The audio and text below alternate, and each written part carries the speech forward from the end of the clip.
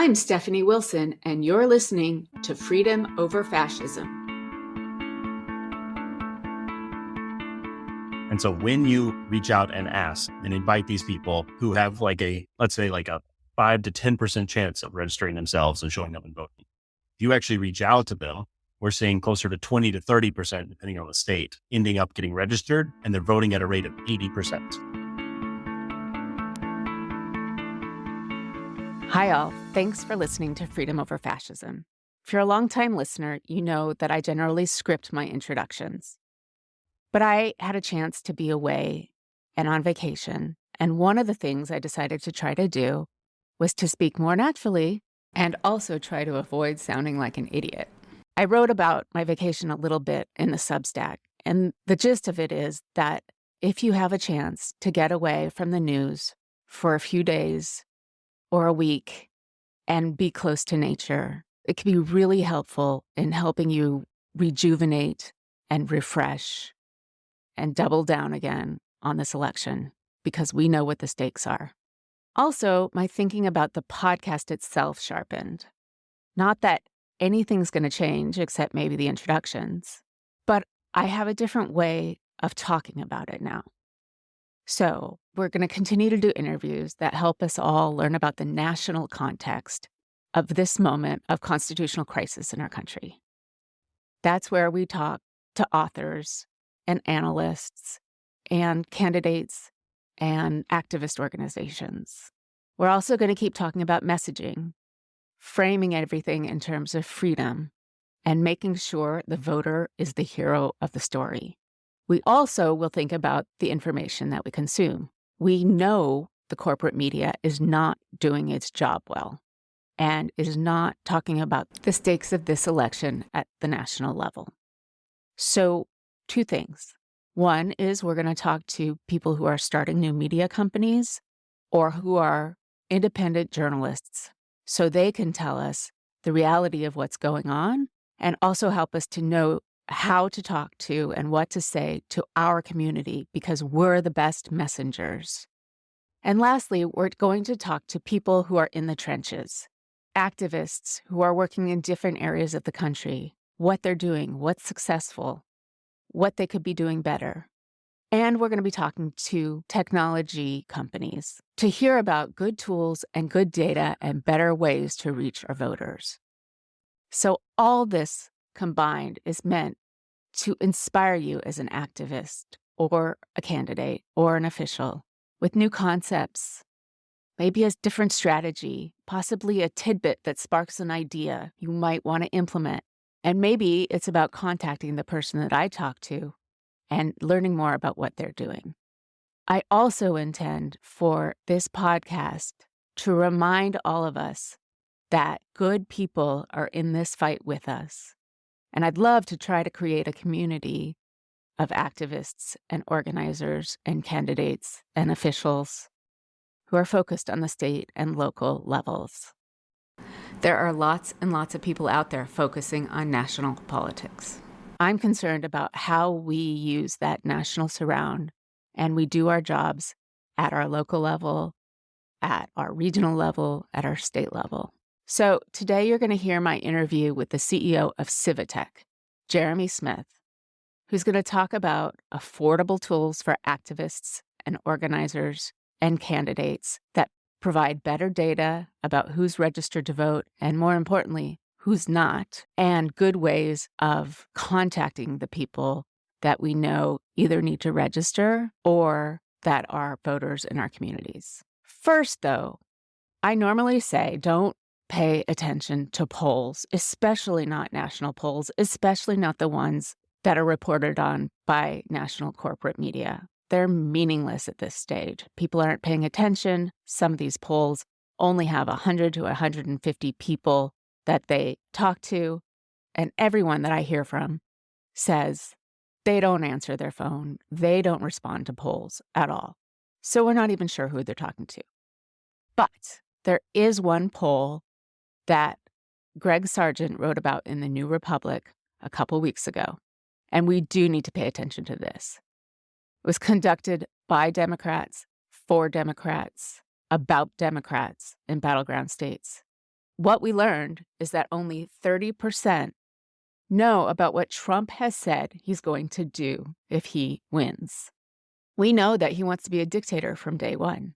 We know he wants to round up people who look like migrants, put them in camps, and deport them as soon as possible.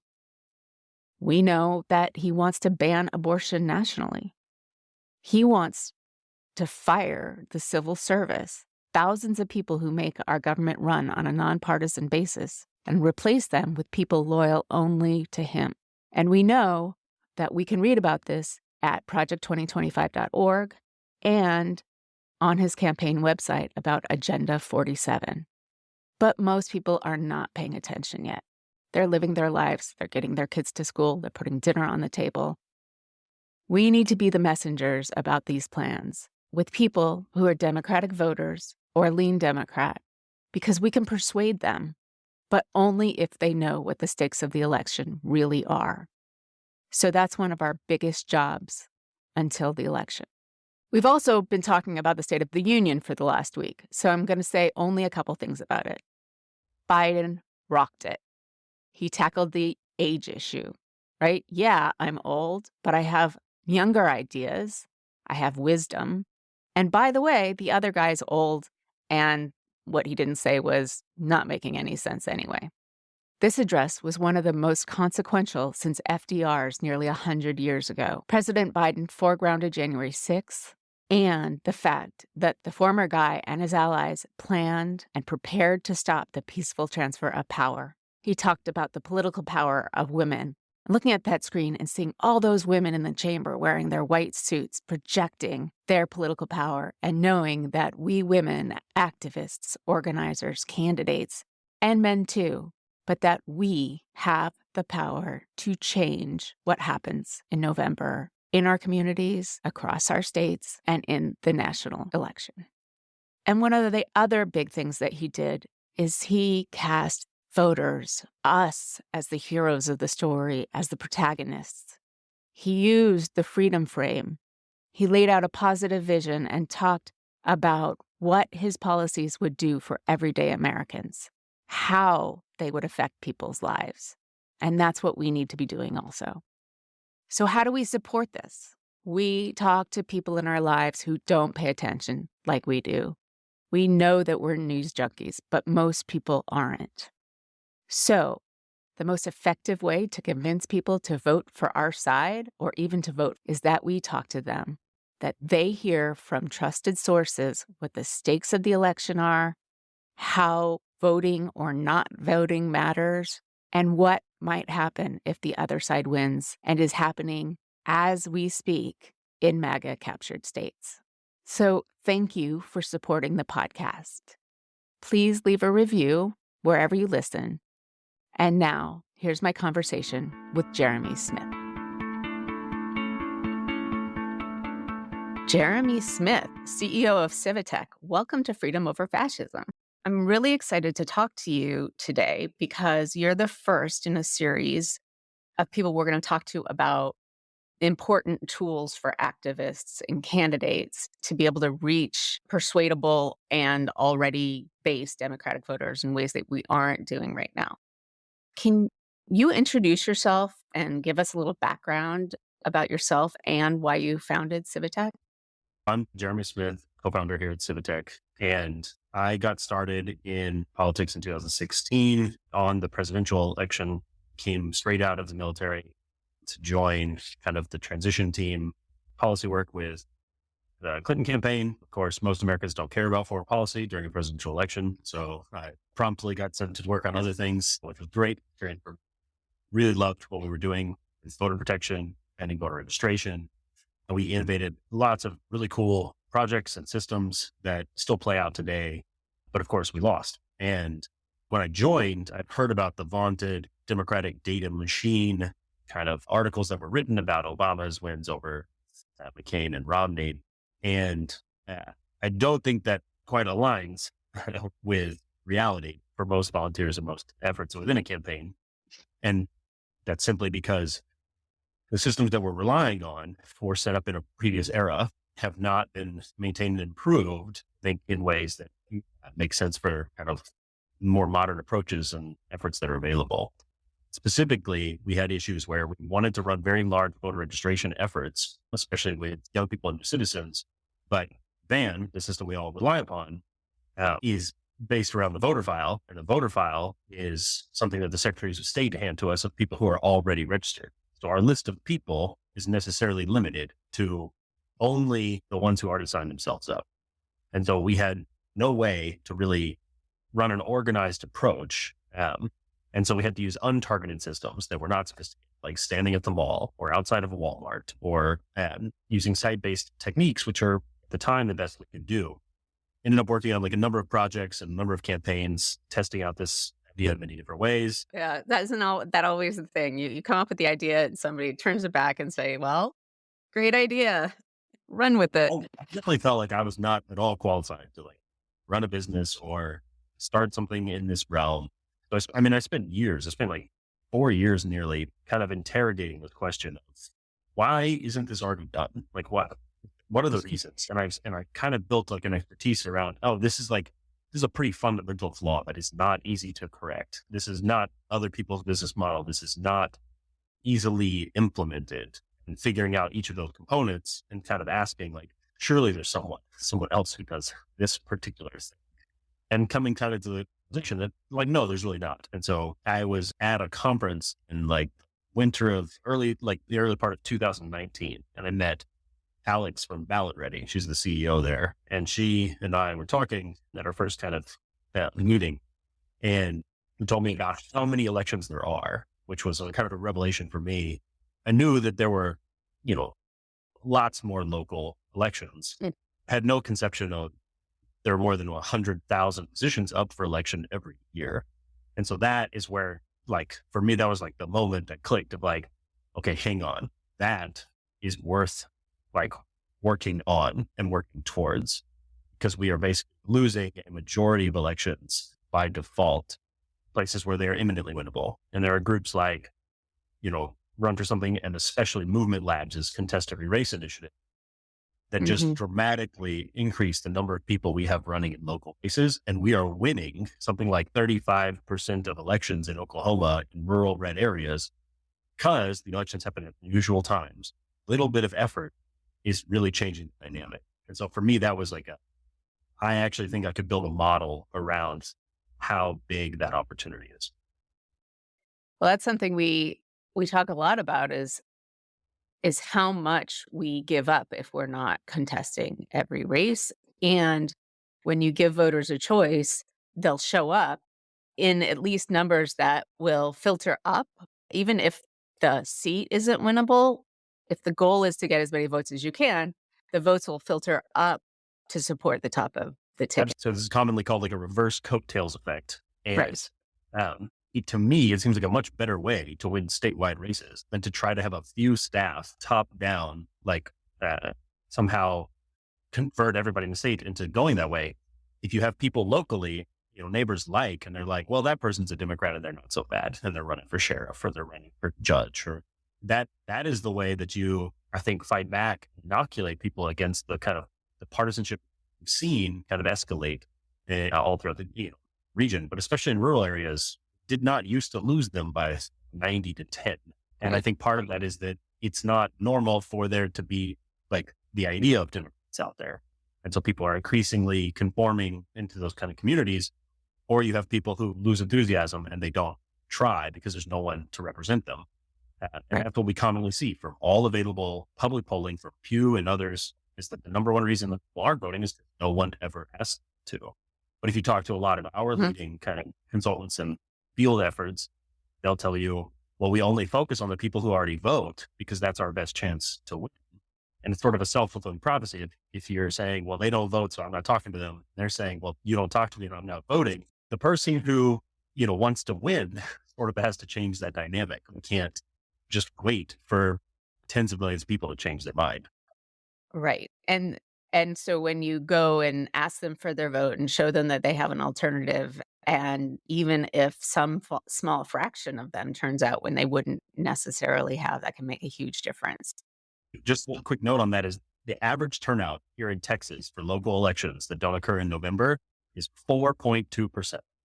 So we have won a ton of elections here by getting turnout up to 9%. And we would have gotten like, the first Black city councilor out just east of Austin in this area that's ruby red.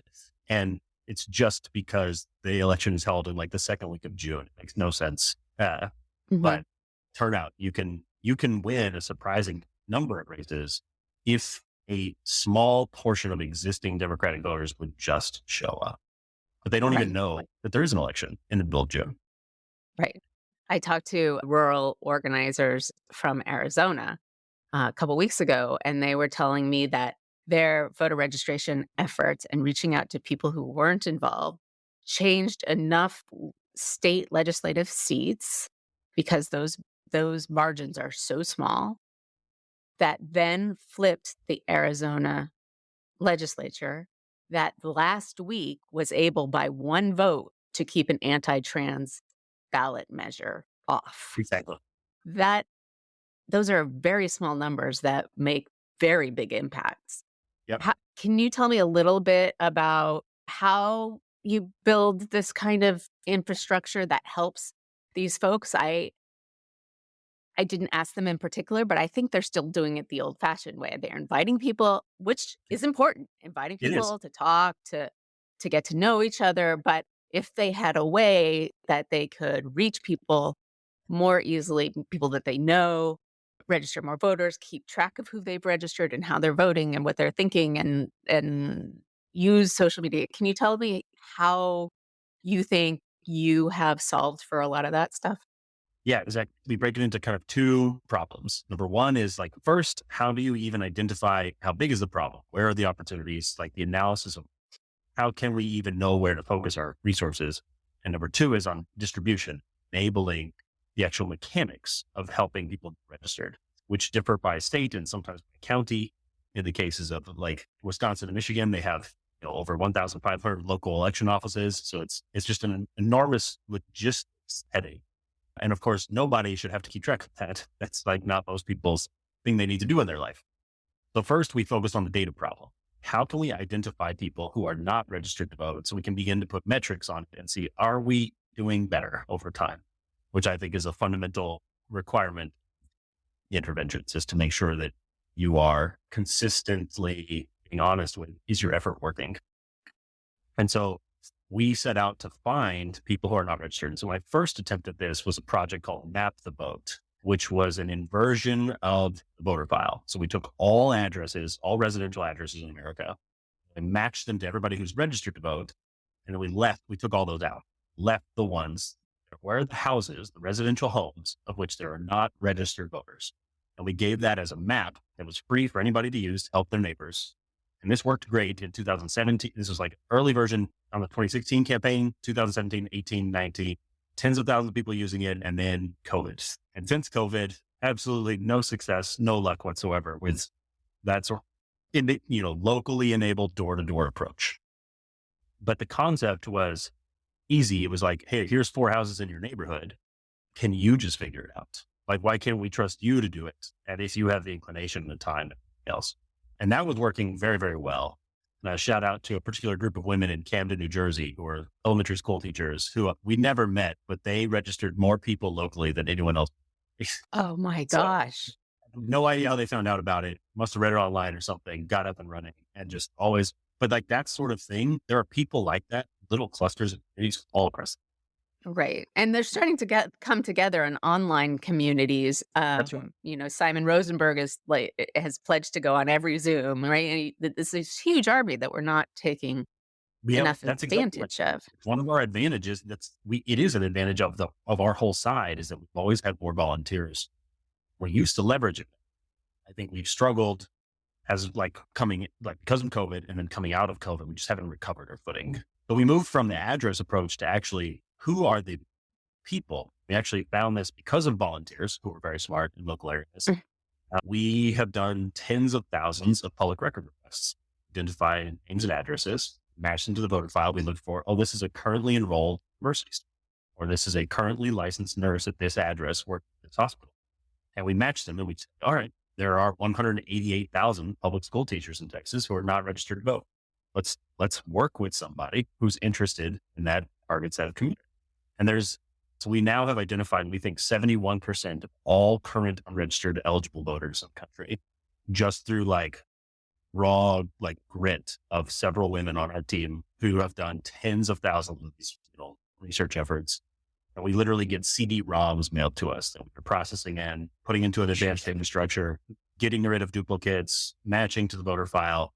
And that's what powers our tool today and what we provide out to many different groups. And so now we're in the middle of launching version 2 of our tool, which will now be accessible to anybody online starting in April, where you can just come in, select your precinct or your district, and you'll have the voter file and you'll have all the unregistered voters on a map or on a list, works its integrated van, all these different things.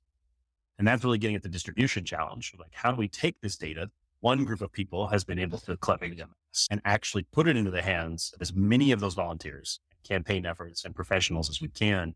So people who know more about the area or are smarter than us, they can do things we never thought of. They can use ads, they can use texts, they can use door-to-door, site-based, whatever it is, but they can do it in an informed way. And what we can see then is who is completing particular areas and where do resources otherwise need to be injected to make it. So I think that's seems to be one of the keys, is not only giving them the tools to find the people, but giving them the tools to insert that data back into the system. So they're not just out there at a county fair signing people up on paper, and then that data just kind of disperses into the Yeah. And it's also ether. it's because if you're signing people up at the county fair, so more than half of all of those forms that get turned into counties are exact duplicates of an existing record, meaning that if you collect 10 forms, 5 or more are going to be a duplicate in general. It's not going to actually add a voter, but maybe you reminded somewhere they weren't sure and they forgot and they're just, oh, you know what, fill it in. It's always good. And that's a great attitude when you're on the desk. That's the right approach to take. But then 1 out of 8 forms is illegible on the basis of handwriting, cannot be entered. And then some of those people would have registered themselves, or they're just stuck in their name or their phone number or whatever. By the time you've done 10, really, you've gotten maybe 1, maybe 2. And it's just because, and now if you do a lot of that and you do it consistently, you can really make a difference. And that's the key, is that lots of people working together, breaking the problem down into small pieces does add up. So I want to encourage people that you should be doing those things. I also do that here in Austin, Texas. But if you are a campaign, a county party, a precinct chair, and your goal is to get more votes, there are more efficient ways to do that. And that is keeping track of each house in a given area, in a given neighborhood, on the street, in a precinct. And that's what we're enabling, is providing everyone that kind of system where they can log it themselves, as unlimited tagging capabilities. So you can, mark all of your fellow members of the PTA or the other Girl Scout moms or whatever it might be that is useful to essentially organize around the communities that already exist. And so one of the problems, obviously, in grassroots organizing is money. And Yes. there's a lot of people out there doing stuff for free, raising my hand here. Yeah. So how much would your tools cost, or how are you funding it? And how do you make it sustainable? Yeah. We think about this problem a lot. And the I'm answer sure you is, do. we're trying, and it may not work, but we think of cost as the single largest barrier to access to it. So in our view, it needs to be as cheap or ideally free as possible. Right now, for us, that's going to be about $75. That's what we're targeting for something that counties, precincts can afford, candidates can afford. We need it to be so cheap that it's useful to them. But that means it can only work if we have thousands of people making use of it, because then it's to pay the cost of salaries for the engineers who build it and everything else, we have to go very wide. But we know that that's the key, because if we make it expensive, then there's only 500 campaigns that can access it. And that's what's happened to most tools in our ecosystem. They've had to go that way just to be able to pay a handful of people to work on it. And as a result, we consistently see, I think, little progress and little success in our ecosystem. So we are currently starting there. We have ideas for taking it a step further and making it premium and allowing people to upgrade and buy data from TargetSmart or Catalyst or some of the other companies inside of it. The main challenge is we need a few barriers of friction to avoid bad actors to to avoid some campaign finance issues with particular localities who consider software to be like a corporate donation, then Mhm. so we're trying to solve each of those elements to make sure that you don't have to think of any of that. The simplest way is a small contract and $70. That tends to be not $75 once and forever or per month? they'll probably end up being per month. But all of this is experimental, is to figure out Right. that way people can turn it on or off if they need to, sort of thing. We may try to do like a store your data for $5 version. That way you can wait till the next cycle kind of comes back up. But we want it to be cheap so that like a county, for example, could pay $75 and add all their precinct chairs. No problem.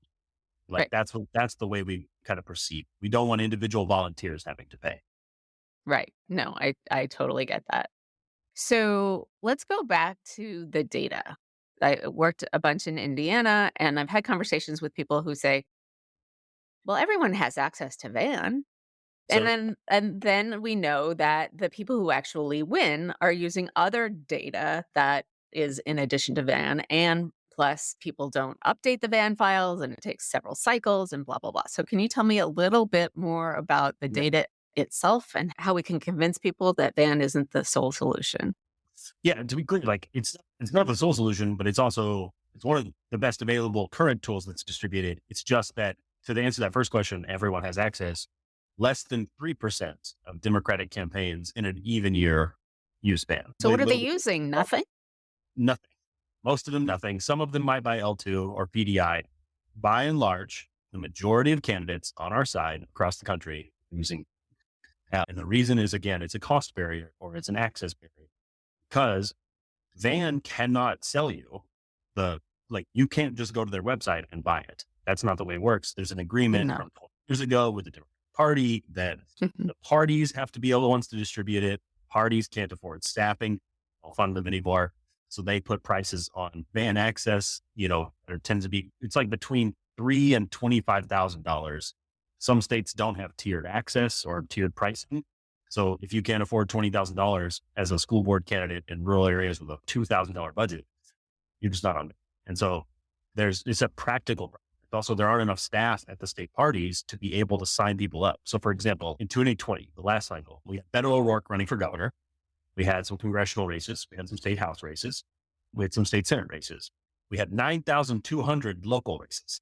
The total number of campaigns using Van that year was less than 100 out of 9,200 available positions. And so Wow. just as a starting point, this notion that everyone has access is unfounded. And it's an understandable misconception from people who are longtime volunteers who are heavily involved. Oh, but I easily have access. And it's like, yes, but the state and county party system is a good one. It's just that we need way more volunteers, way more access. It makes this much easier. And so our view is all of our tools integrate fully with Van and state parties files because they need to. That needs to be starting.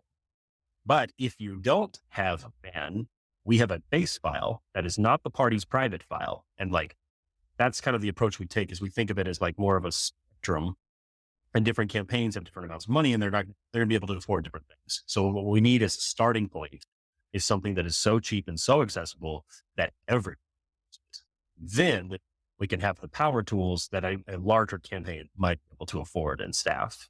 But it's like a less than 3% on our best day.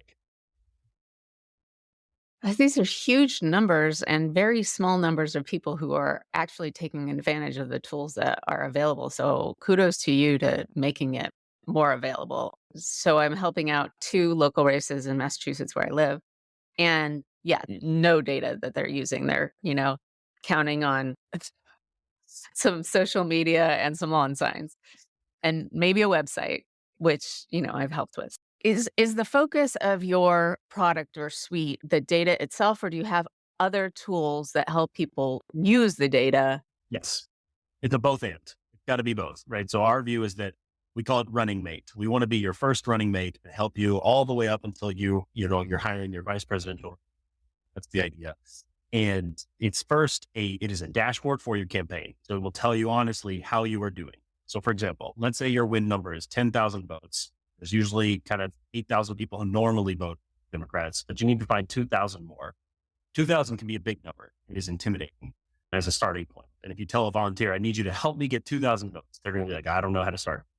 Right. So what we do is we take that 2,000, look at actual people who live there, and we say, okay, at 2,000, you need 40 in this precinct. You need 31 in this neighborhood.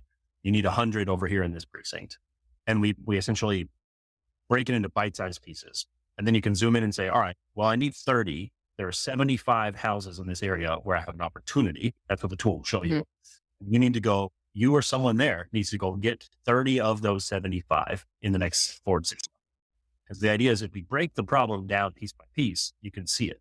And as you talk to people and confirm them and get a positive survey response, it'll fill in the progress bar for each locality and show you you're actually on track in these precincts and you're falling behind in these precincts.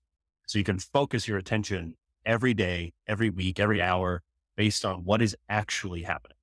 So that is the core of the idea, is that we start out, we are measuring and telling you honestly how you are.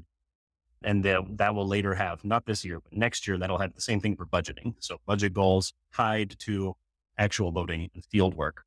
The second set of thing we do is provide tools and services to actually get some of that action taken. So we have a fully turnkey capable SMS tool that we strongly encourage people to focus on as a community building tool and not as a cold spam tool. We have people just blasting messages and in a fire and forget way and never responding to voters and not listening to what they say. I think that's the wrong approach. So we encourage people to use it in a different way. So we have that tool called Text Out. And then we also have tools to help you actually register voters in your neighborhoods. So you can look at a precinct and say there's 20 people who need to be registered to vote, who are new to that area, who might lean Democrat. For $40, we will send mail to them for you, all the information they need, the letter, and we have a full call center where people can call and talk to us, text them. If they have any questions or any errors, if they have more people in their household, we take all of that on. We will get but it'll be your organization, your name, your message. It's tailored to every single region of the country. And so we have registered more than 2 million new voters with our tools over the past several years. We put barcodes on the envelopes, pieces of paper. And the reason we do it this way is because similar to everybody has access to the voter file, there's this thought that everybody can easily register to vote. And in some states, you might have online voter registration. I live in Texas where we don't. And, something like 15% of all adults live in a state where that's true. And something like 25% of Black Americans do not have a driver's license, and more don't have a driver's license in the state where they currently reside. And it's like 30% of young people don't have a driver's license. And there's actually an increasing number who don't have driver's licenses and people who have disabilities. And so this idea that we have automatic or online voter registration, these again are semantic problems of we chose a word that sounds nice, but is not really true. It's online for some or automatic for some. And as a result, there's actually way more unregistered people than I think almost everyone realizes. And so mail is the way that is universal to everyone. On the federal form, you can use your social security number to fill it out. And so that gets you past, and all the states are required to take the federal form. So even if they pass really awful laws like Arizona or Georgia have to try to make it much harder for people to register to vote. So for example, in Arizona, this bill was just struck down, I think, in court this week, but the state form added like additional burdensome citizenship proof requirements. But the federal form, they have to accept that. And so we designed a method that essentially solves for everybody. And that is what we provide to many different campaigns and organizations. So you're sending out a federal form that the states, no matter what their rules are, have to accept. Yes. That's smart. So you figured out how many people are unregistered, then you figure out how many of those that you have registered. How do candidates and causes figure out what the delta is between those people who they've registered and people who actually show up to vote? Because the secretaries of state will give you a list at the end of each election that says Jeremy voted or not, Stephanie voted or not. Won't tell us who you voted for, but from that we can tell who is actually voting. And so when you reach out and ask and invite these people who have let's say a 5 to 10% chance of registering themselves and showing up and voting, if you actually reach out to them, we're seeing closer to 20 to 30%, depending on the state, ending up getting registered, and they're voting at a rate of 80%. So we're dramatically increasing just by inviting people one time from a stranger and giving them the tools and resources on how to do it, turnout is going way up. And it doesn't just go up in the year that we do it, it goes up 2 years later. So all of the tests that he did in 2018, 2019, 2020, they boosted turnout by 3% in all of those areas 2 years later. And we do this with scientific tests. And so we're doing this all the time, again, so we can tell people what actually works. We have tried many different ideas that do not work. And so we do not recommend those things, and we measure them accordingly. Yeah. Like, so for example, if you text every available household, that does not produce a net effect and it's kind of a waste of your money. If you mail all the empty households in a given zip code, same thing, it's a waste of money compared to what actually happens. But if you send a targeted form to each individual that you know about, that, and then you follow up on it. You follow up with a text, the rate goes up. If you follow up with a text and a phone call, it goes up. If you follow up with a door-to-door visit afterward, the rate goes extremely high. And so there are like some of these rural candidates have been able to follow up and visit 2,000 households in a given election cycle. And they're registering like 70% of people who have never been registered before and never voted before. And they're voting at rates of like 80%. So it's imminently doable. We just have to break the problem down so everyone can do it in their area. We have to give them the means to keep track of their own work so they don't get discouraged. Because really one thing that we're trying to solve for is that the volunteer experience is quite terrible. And like, as much as we are all motivated and we like bond and we have camaraderie about it, we tend to run people ragged or to put them doing things that are not very pleasant and dragging them across town to go walk around a random neighborhood based on, whatever was printed out that day, instead of helping them to choose, like, where can they actually make a difference consistently? And so we really want that volunteer experience to be a lot better and a lot happier and a lot more joyous and successful and community building. And we think that that's really what we're designing. I find that to be really helpful because I say a lot, and I truly believe it, that hope is an action, Yes. right? But that action you have to feel like you are doing something and that you are feeling rewarded by it. And then you maybe will get some hope and aren't crying in a corner. And to be able to make that volunteer experience better, I think is really key.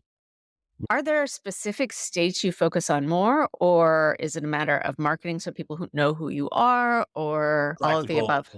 So it's much more of a marketing challenge than it is anything else. What a good example here is, and it kind of gets at the heart of this problem, is like, not only do we have volunteer turnover, but actually in the last 2 years, I think it's around 80% or more of all the executive directors and the chairs of the Democratic parties have turned over.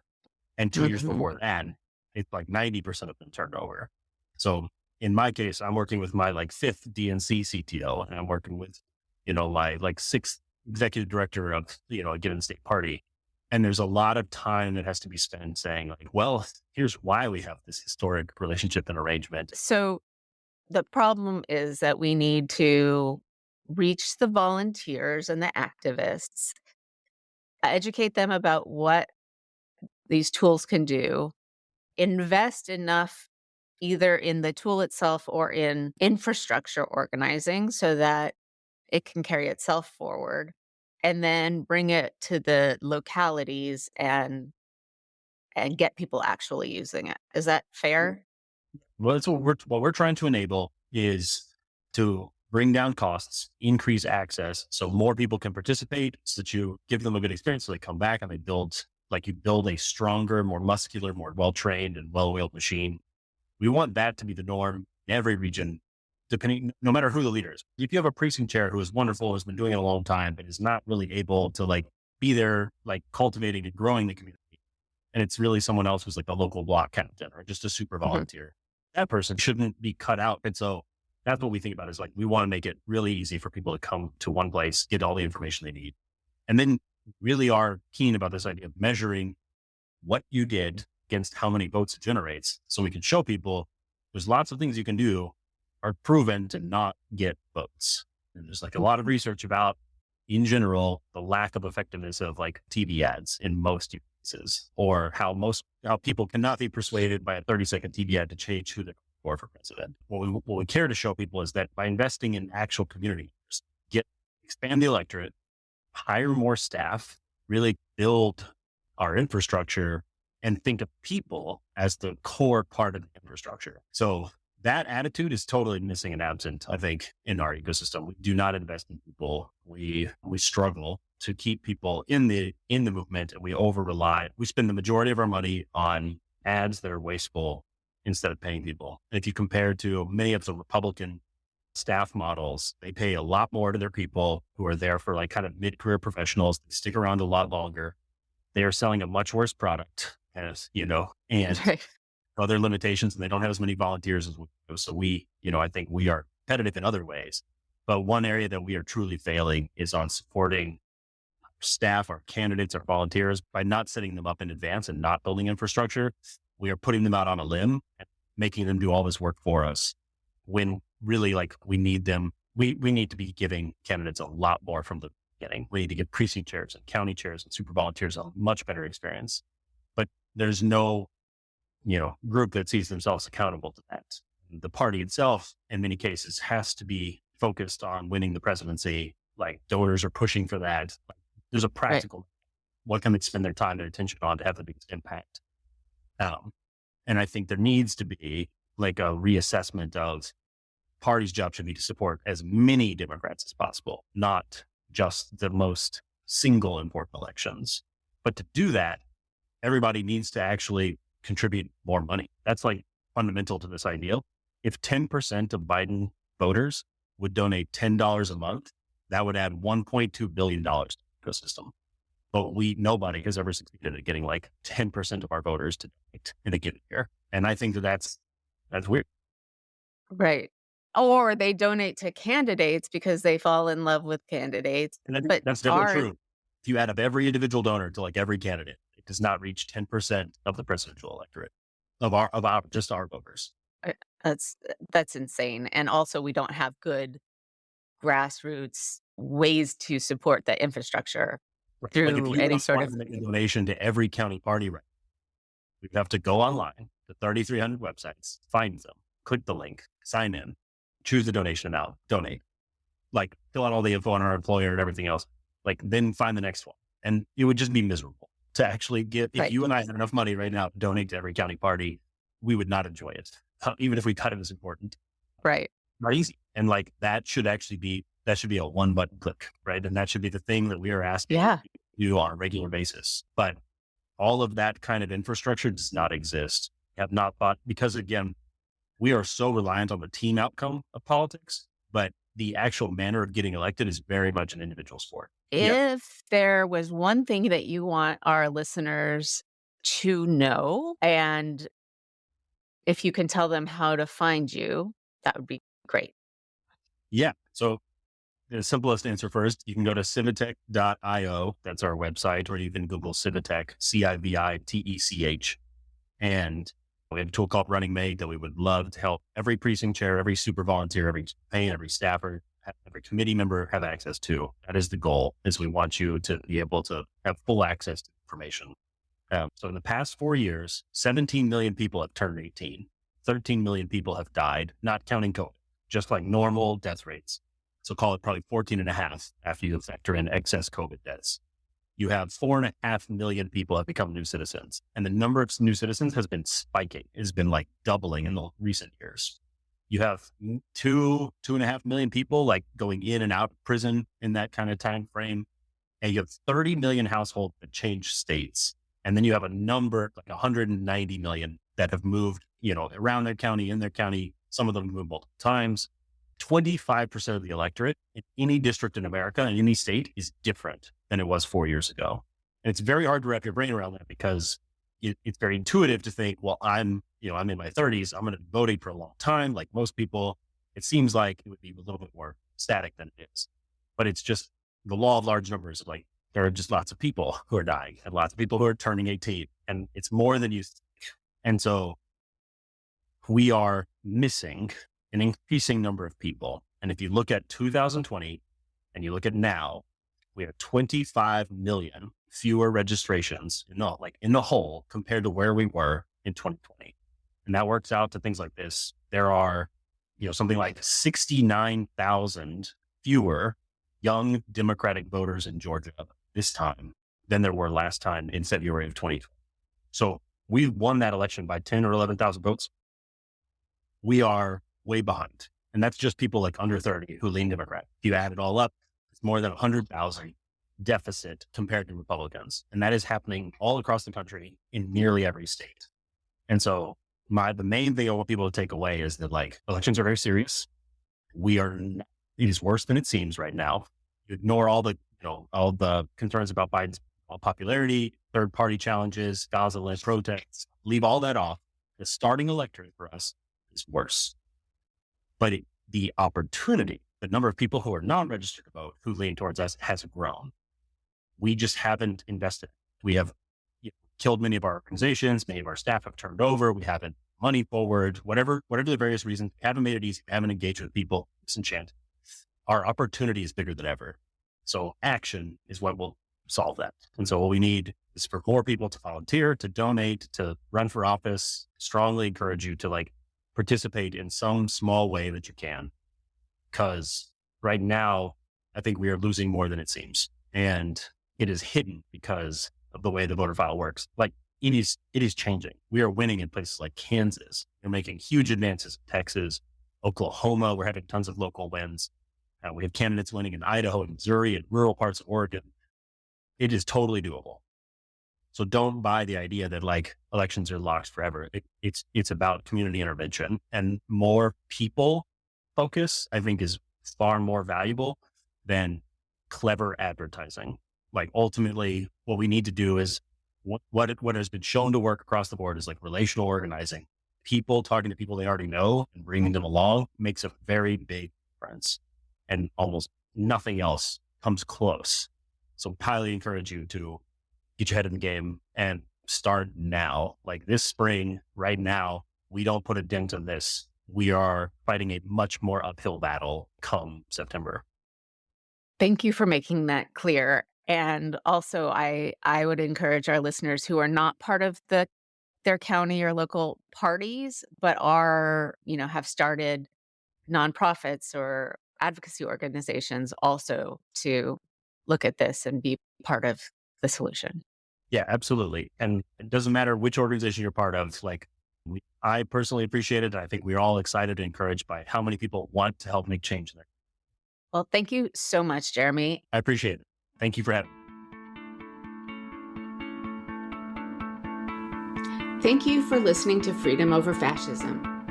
Kudos to our editor, Benji Wilson. Please join our Patreon at patreon.com/freedomoverfascism. Subscribe wherever you listen to your podcasts, and please drop us a rating or review on Apple Podcasts.